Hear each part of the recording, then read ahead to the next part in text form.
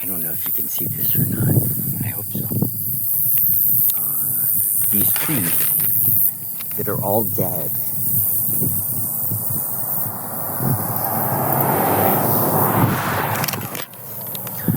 I'll tell you why that's a problem.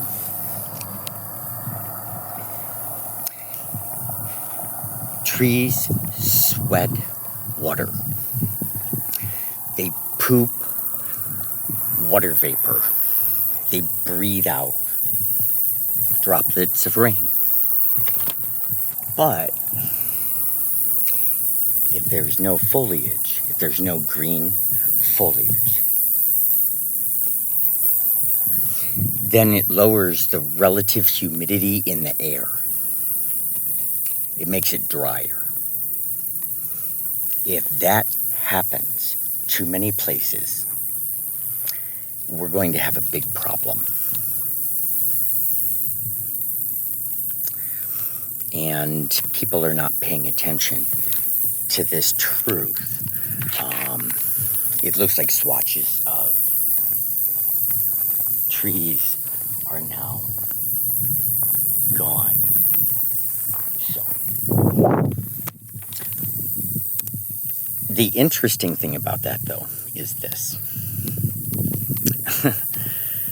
There's growth underneath, near the base.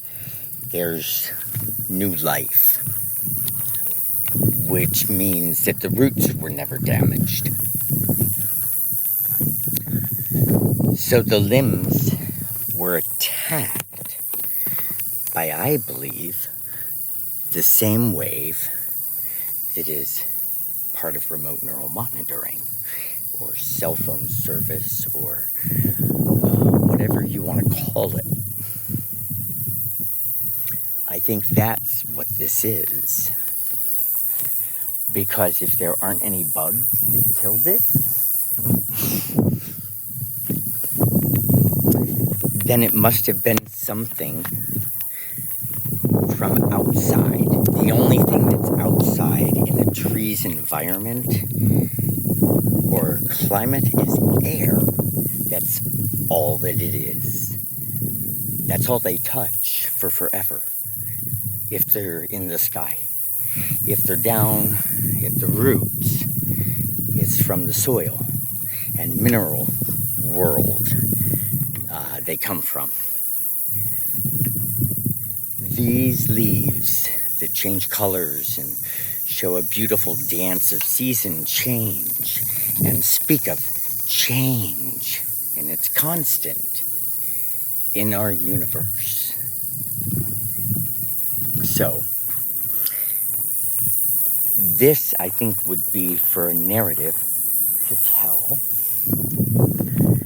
that we're lacking oxygen in our environment. Why do I think that would be the narrative? Because that's what they say, is a problem for old people, right? That they need oxygen to breathe. It's a really easy narrative to fool the media to tell us a lie. So I'm doing my best to prevent government from doing that, because they might tell that.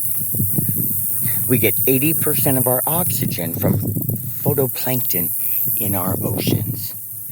And oxygen only comprises, it's between 18 and 21%. I forget what the actual number is.